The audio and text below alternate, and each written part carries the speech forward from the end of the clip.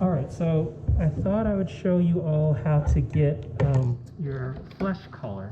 And so you've got different students in the class with different colors of flesh. So I'm more of a pink, which is the hue red, and then I'm also lighter than red, so pink, but I'm not candy bubblegum pink. I'm kind of duller than that. So you make the complement of red mixed in here. Now she is brown, and brown is a shade of orange. So orange is your hue, and then we have to figure out how intense it should be, and then also how light and dark it should be. So it's really all back to these color wheel. If your color is sort of like this, you're going to be working in that hue and then figuring out how light or dark to make it.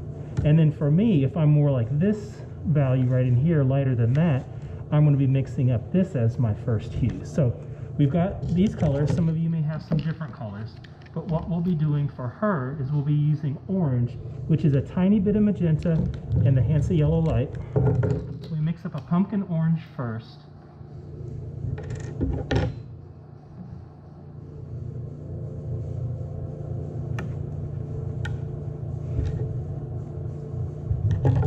And remember, this magenta is so strong that it doesn't take very much to change our color. So I'll put a little bit over here if I need it.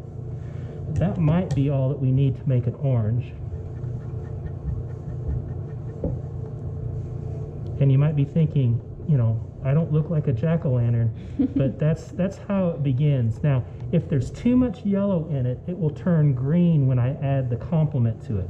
So that's one of the things we're going to find out here. So if I have a true orange, this cyan will make it duller. If I don't have a true orange, it's going to look green, and so that means I have to add more magenta to it. So let's first see. And the hardest part, as you probably know by now, is mixing up the color. And then after you do that, then you're able to see where we are. Do you see how green it is?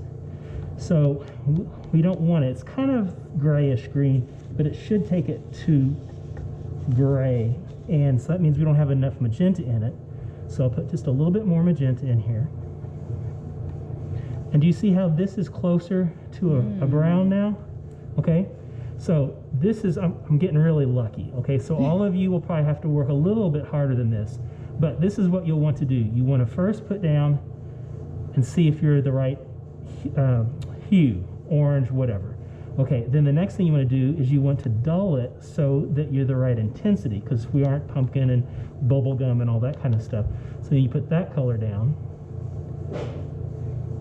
And then you kind of look at it and ask yourself, does it need to be darker or lighter? Now, it's still a little too colorful, isn't it? You're not quite that orange. And so what I'm going to do is I'm going to add just a tiny bit more. And this is where it's hard for you to get the right balance. But as you figure this out, the rest of your painting will be easier. So work really hard for maybe, 30 minutes to get the right color. And then after that, it'll all fall into place because you'll know what the formula is. So try another one over here. Okay, and when it almost disappears, like here, now let me see if let's move your hand in just a little bit. I hope you all have been seeing that we had this in here. But we're really close. I think that's a little bit dull. I think it could be a little bit in between those two. And then what you do is you figure out how light or dark it should be. So like say, if you were to make a knuckle, then you would have a lighter area. If you were to have your shadow on there, it'd be darker. So just a touch of white. Too much white will make it look ashy or make it look like it's pasty, chalky. So you just put a little bit of your brown down, just a little bit more. And then you can kind of compare that to a lighter area. I wasn't all mixed up in there, but see, that almost disappears. So the first thing you'll do is you'll do your neck, and then you'll do the light side, middle value, dark side of your neck. And if you feel like you're too candy color or too intense or too dull, you make your changes, and you can fix it in the neck. And then once you feel like your neck looks like it's a real person, then take those colors up into the face. Okay?